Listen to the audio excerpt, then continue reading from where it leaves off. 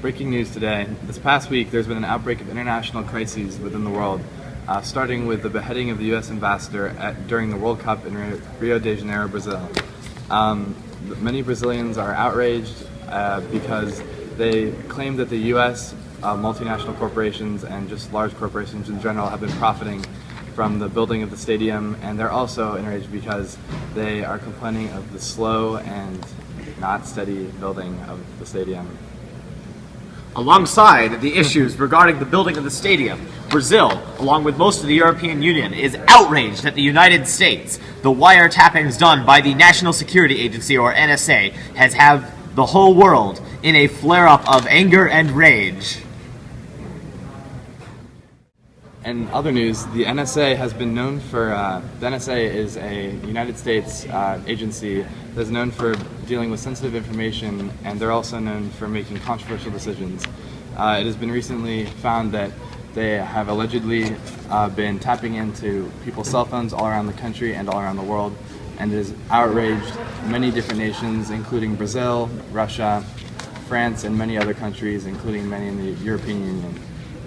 Russia is a particular hot zone. The leaker who gave us the vital information on the NSA, Edward Snowden, has currently been granted temporary asylum, leaving relations between Russia and the United States most unsavory. When asked about how he feels about the issues, Vladimir Putin, the Russian president, would not respond, saying no comment. This is true.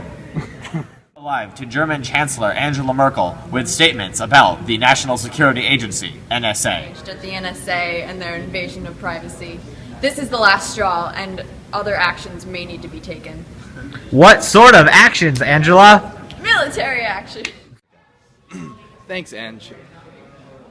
What's that? Breaking news. We now go live to our correspondent in Russia for an international crisis in Eastern Europe. Go. Alright.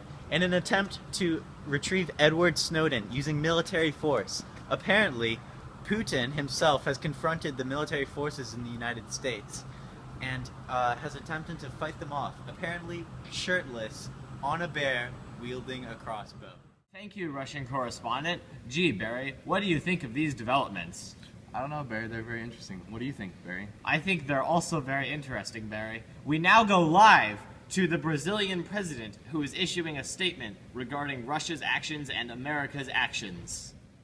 Disgusted at the NSA and their invasion of privacy. My citizens are also outraged, and they demand action against the U.S. You're live with one of the witnesses for the beheading of an American at the 2014 Brazil World Cup. What did you see exactly?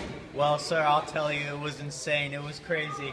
I was just at a footy match, and the U.S. was playing Brazil, and outside the stadium, I saw a Brazilian beheading an American. I'll tell you, sir, it was insane. Do you think this has to do with anything with the whole NSA going on? Yeah. The Brazilians are just so outraged at the NSA and at American companies taking advantage of the World Cup in order to profit, while there are millions of Brazilians still in poverty. Do you think the UN will do anything to prevent anything from this happening in the future?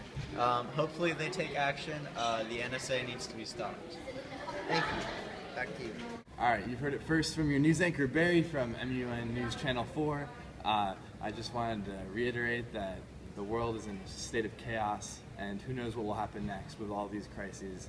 The only thing that we would like to say is there may be a possible intervention from Canada in support of the United States, but there's really no decision can be made at this point, no assumptions can be made. All we know is that the fate of the world is unknown.